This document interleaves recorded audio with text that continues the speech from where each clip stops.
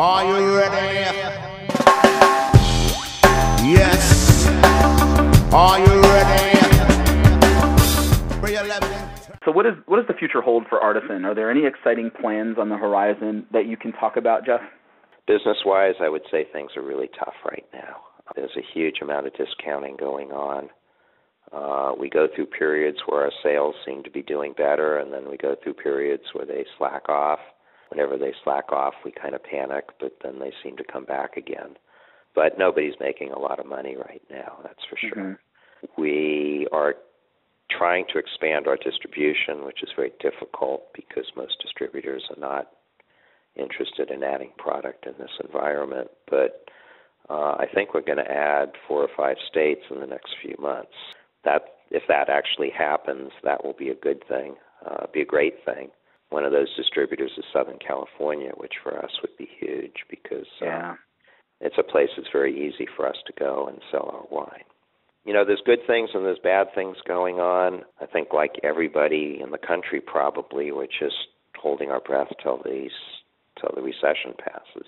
It's really tough. I mean, I don't know about you, but a friend of a friend runs a internet site that basically blows out wine cheap, and you know, I get their listings every day, and it's like, oh my God, you know, another winery that had to, either a winery or a distributor, I don't know who, that had to really do something to move some cases. Yep. So that's very challenging. You know, we're having a hard time trying to decide what to do with some of what we have now. We have some wine now that is really good, but we don't know that we're going to be able to sell it all. So do we bulk it out and not get very much money for it, but at least better to do that than have product that you're having a hard time selling.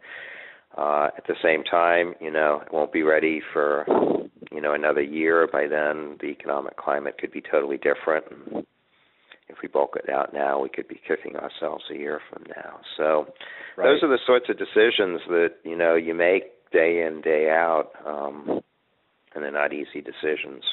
Innovations. I think for a winery, well, I know for a winery our side, we're about as innovative as it gets. I am a big believer that for most grapes, and I'm going to say most, not all, you will get your best quality when they ripen under very moderate heat conditions. For where we are and for most of California, the grapes that are grown ripen too early. Mm-hmm. They ripen under excessive heat. Yeah. So we're doing 2 things. We're experimenting with grape varieties that ripen later in the season so that they ripen under more moderate conditions. And these grape varieties naturally come from areas more south than the varieties that we normally use. Mm-hmm. I mean, when you think about it, Bordeaux is a pretty moderate to even cool growing region, and yet we've taken the grapes that do really well there and planted them in regions that are probably on average 10 degrees hotter. It's kind of a crazy thing to do.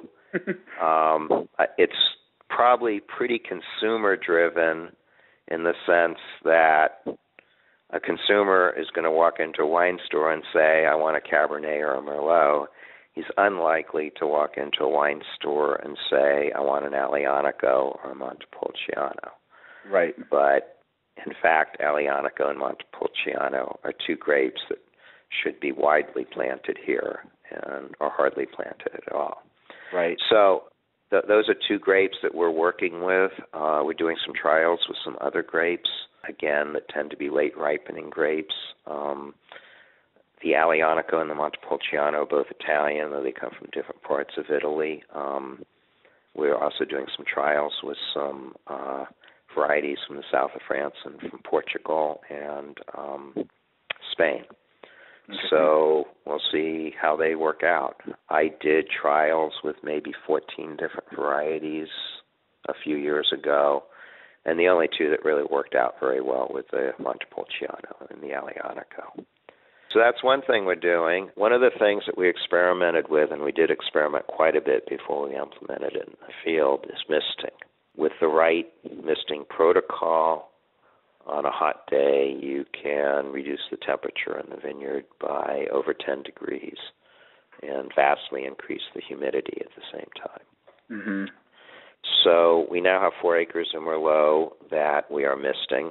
We started it maybe 10 days ago, and we'll continue it through pretty much to harvest.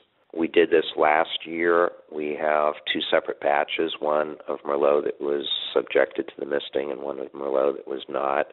They're different. Sometimes they seem very different. Sometimes they seem moderately different, but they're different. Definitely the misting produces a type of Merlot that's closer to what you might expect in Bordeaux. I think probably what we're going to do is blend the two together because they seem to work together really well. Mm-hmm. So that's something else we're working on. Third thing we're working on, the main way of basically keeping the cap from drying out during fermentation and getting contact between the juice and the skins is to pump over the juice over the cap. That's by far the biggest. The second biggest is what's called punch down, where you physically punch the skins down into the must, into the juice. The third, which we're experimenting with, is submerged cap, where you, by some apparatus, keep the skins permanently submerged, which obviously is going to give you as much contact as you can possibly get. Yeah, definitely. So we've been working with that. We've been very successful on small lots. We've been much less successful on larger lots.